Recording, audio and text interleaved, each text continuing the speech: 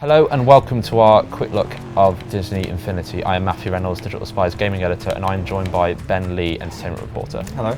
And Ben, you are driving in a car on something you created yourself, is that right? Yeah, a track in the sky. Cool. And this is Disney Infinity's sandbox mode, where you can basically create whatever you like.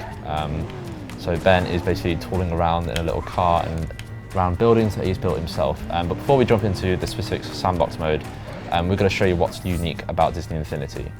So Ben, if you just plant yourself on top of a building quickly. Okay. We're going to show you the toy aspect. Like Skylanders, Disney Infinity comes with a set of toys and a little pedestal. That basically means you can put toys in and out of the game. So we're going to quickly show this now. So you are playing Mr. Incredible. So if I grab him off the pedestal, he will disappear in the game. And then we have a Mr. Jack Sparrow here. So place him down and he appears in the game in his place. There you go. And this is used for not only just sandbox mode, but a series of campaigns elsewhere, which is quite different to sandbox mode. And I believe each of these have kind of very different gameplay styles, is that right? Yeah, it does. Like all the campaigns do vary. I mean, you know, Captain Jack Sparrow, you know, he kind of self-sees and shoots weapons and stuff like that. And whereas like Sully from Monsters University, he kind of like, you know, scares people and stuff like that. Cool, and that's in like a little campus, and they're all got separate areas, separate environments, and different characters. Yeah, different storylines and stuff like that. Yeah. Cool, and I believe as you play, you then unlock more items to edit in sandbox mode. So you know, as you're playing through the campaigns, there are collectibles that you can kind of pick up, and each of them kind of adds something new to the toy box. So like, you know, I've unlocked quite a few sort of various characters and stuff like that, which you can add into the world. Multiple of these, why not?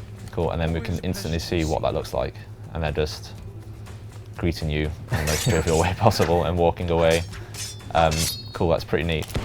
So you obviously created all this yourself, but there's obviously lots of preset environments I think you can unlock as well. So can you quickly show us one of those that's in the game already? Yeah, sure. Travel.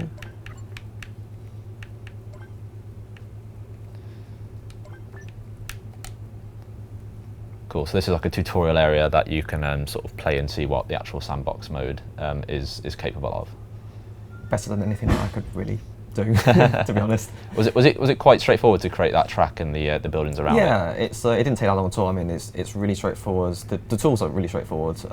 Maybe the interface a little bit clunky, but apart from that, it's easy to kind of, you know.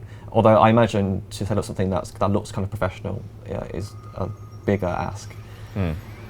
I think that's kind of like a draw and a sort of a drawback of games like this where you have big edit modes, is that there's a lot of potential to create really crazy stuff, but it takes a while, and you have to kind of, even if the tools are simple, it probably will take you a while to really get to grips with it and get the sort of the ins and outs and make something really special. Yeah, that's right, yeah. So this is obviously pretty lavish as an environment, and you can, I think, can you edit these areas as well that are already pre-built in there?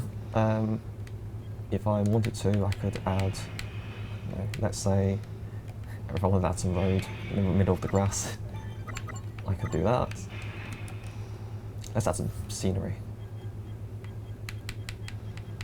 So I can add trees and just make things a lot prettier. It's pretty straightforward. You just kind of pick the item you want, and then just drop it into the world. And you can sort it by different categories and stuff like that. It's straightforward. Fantastic, cool. And your creations you can share online with other people? Yes, that's right. You can download other people's worlds, and you can mess around with them as well. Cool. Okay. Any sort of final thoughts on Disney Infinity, Ben? You know, I think the toy box has potential. I think the campaigns, they're kind of not that interesting, kind of a bit dull. I mean, I think the combat's really simplistic. So I think most of the potential is probably in the toy box mode. Gotcha, cool. Well, Ben, thank you very much for your time, and thank you all for watching this Disney Infinity Quick Look.